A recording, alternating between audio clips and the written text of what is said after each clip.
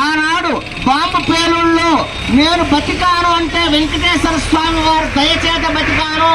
వెంకటేశ్వర స్వామి మా కులదైవం అని చెప్పినటువంటి నారా చంద్రబాబు నాయుడు నిన్నటి పేపర్లో చూస్తే ఈ యొక్క హోటల్కి ఉన్నటువంటి అన్ని అడ్డంకులు తొలగిపోయాయి అని మేము పేపర్లో చదివాము.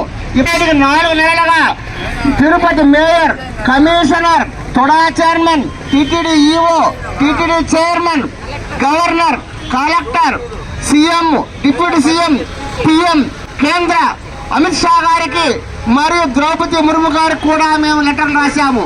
కానీ ఎక్కడా స్పందన లేదు. ఇంకా ఉపేక్షించేది లేదు. ఈ హిందువుల యొక్క ఐక్యత చూస్తారా మీరు అనుకుంటే చూస్తారు. ఈ కొండ గురించి మేము ఎందుకు బాధపడుతున్నామంటే వెంకటాద్రి సంస్థానే అభూతమైన భవిష్యత్తు అన్నారు.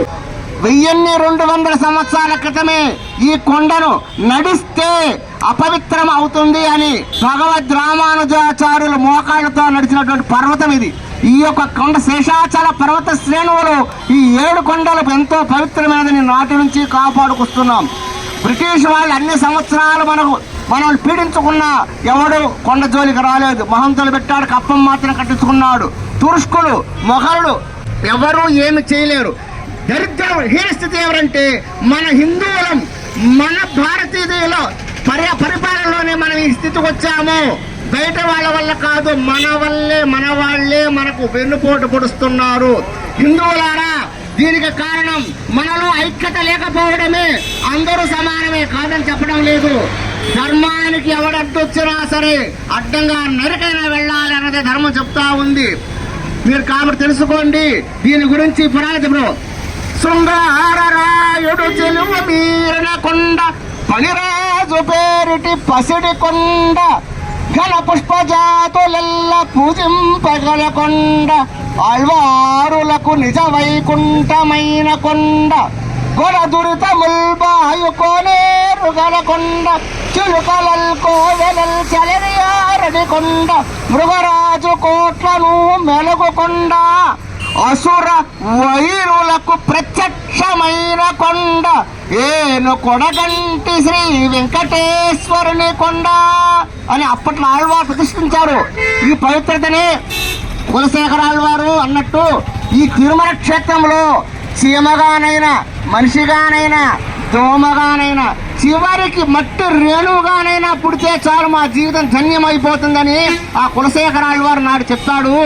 అటువంటి పవిత్ర క్షేత్రంలో ఈరోజు ఈ విధంగా అన్యాయం మన వాళ్లే మనకు చేస్తుంటే, అమ్మే అన్నం పెట్టకుండా ఉంటే ఎవరికి చెప్పుకోవాలి ఆ బిడ్డడు?